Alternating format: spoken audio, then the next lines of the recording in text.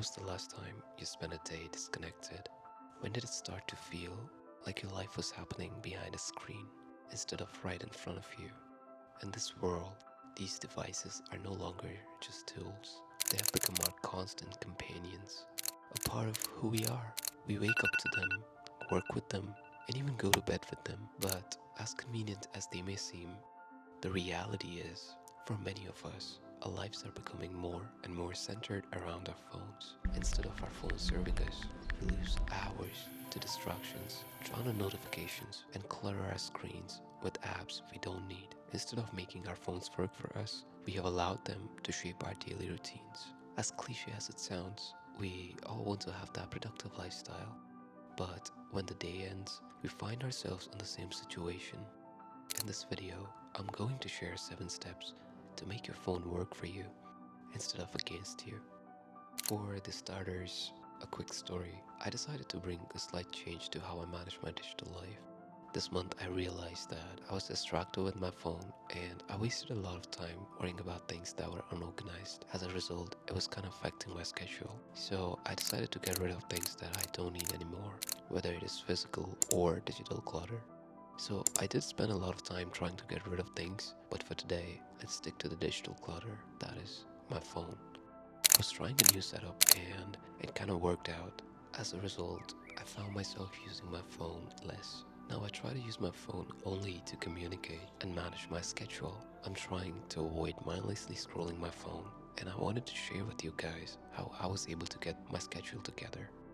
I have created a step-by-step guide on how you can organize and set up your phone and make it work for you, regardless of the phone you use.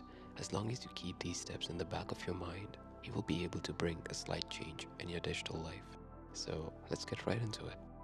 The very first step is to declutter your space. Go through your apps and remove anything that is not essential. Social media apps you barely use, games, outdated tools, get rid of them. Keep only what brings value to your day. Well, that brings me to the second step. A lot of people might disagree with this, but hear me out. What's the real point behind playing video games? Especially if you're now making a living out of it. If you take a step back and actually track the amount of time spent gaming, you'd be shocked at how much time you waste. Here's something else to consider. Video games are specifically designed to trigger short bursts of dopamine. When that happens, it might make you feel relaxed temporarily, but in the long run, they become nothing more than a distraction, stealing time that could be used more meaningfully.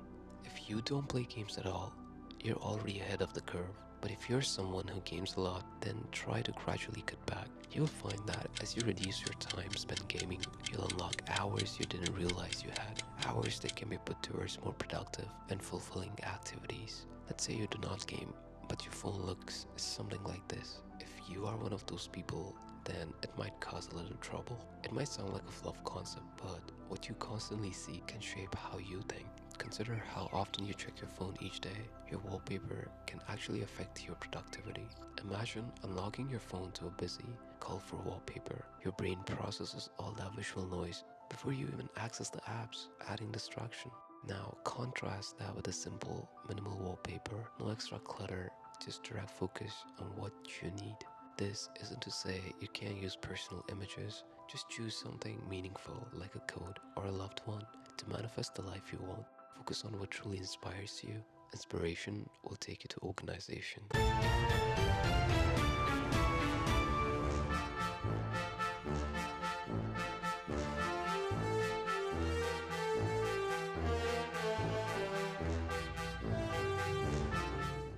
By the way, I'm really sorry for the ad. These are the wallpapers that I created and we don't have any sponsor yet, so I decided to sponsor it myself. Narcissistic, I'm sorry. Organizing your apps into folders is one of the quickest ways to find apps and keeping your space clean. It can also allow you to keep everything you need within a single page. While organizing your apps, think in terms of work, school, finances, productivity, communication, and so on. I always place my folders into the order of importance, so work and school comes first for me, followed by communication and other categories. For apps that I rarely use but are still essential, I can just search them up through the app library. Now, we are on to the next step. Widgets can be a great tool for simplifying your phone, but many people use them incorrectly, adding unnecessary noise to their home screens with visual distractions. To make widgets work for you, stick to the ones that align with your productivity and work needs, like a calendar, task, podcast, health, or even weather. The key is to avoid widgets that are purely visual and do not serve a real purpose. Well, that was a lot of information, and it brings us to our last but the most important step. And by the way, if you have made this far, then get subscribed. It's free. Our brains are wired to seek novelty and instant gratification. Every notification, message, and app is designed to trigger dopamine. We talked about this, right? Over time, we unconsciously shape our routines around these quick rewards, pulling us deeper into our phones and further from the world around us. Start by setting up your phone according to your schedule. Align apps, notifications, and even focus modes to match your daily routine. For the most part, this is all you need to become 10 times more productive. It is quite amusing when I see people using 10 different apps that basically serves the same purpose. Like why? Just keep it simple.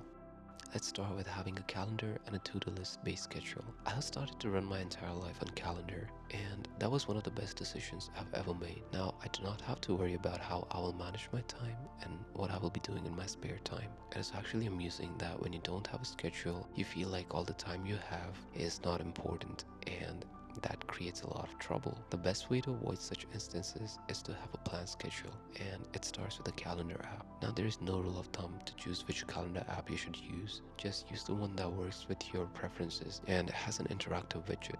Again, only use one calendar app that works with your workflow. I personally use Google Calendar to manage my schedule, but however, I use the calendar widget from Notion Calendar because it just blends nicely with my setup. Google Calendar works well for me and it syncs with my account across all my devices. If for some reason you cannot use Google Calendar, then try to look up for alternatives. But again, stick to that one calendar rule for managing your schedule. Now, here's my schedule. And the first thing you may notice is that I've color-coded everything. Green for the things that make me feel energized, blue for my classes and all work and learning related stuff, red for YouTube and filming, gray for the meetings I have, and tangerine for when it's time to eat.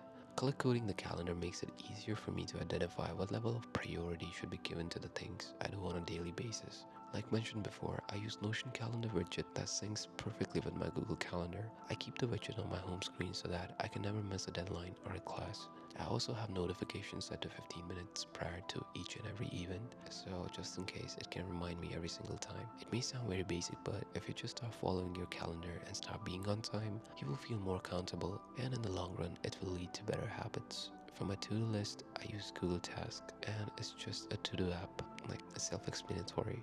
Literally every phone now comes on with a do not disturb or focus mode feature. It is actually quite useful. Start with creating at least 2 focus, one for work or your school life and one when you're not working. Make sure to avoid notifications from any other apps and only allow important notifications like calls from family or important friends. I really enjoy the autofocus mode feature, so for me, my work starts at 6 in the morning and it automatically turns off the work focus mode at 6 in the evening. If you're skeptical about this, then do give it a try, and it will also help you to understand about what level of attention span you have. If you can live 6 hours without looking at your phone, then you're already doing a lot better than others. At last, email and messages organization. Well, this one is extremely important, especially when you have multiple emails and you want to manage them more effectively.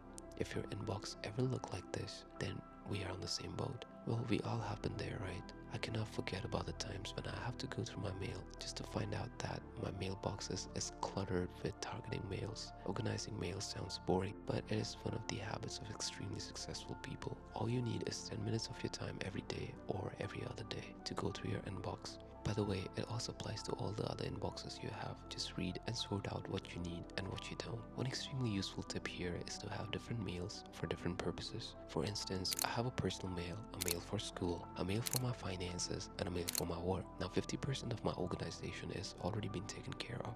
Trust me guys, it is a lifesaver. Also, take some time off and get unsubscribed to the websites you no longer need. The targeting mails from such sites are pretty annoying. So there you have it. 7 small but extremely useful tips to maximize your productivity with your phone. I hope this video was helpful. If you have any comments or suggestions, feel free to comment them down below and get subscribed.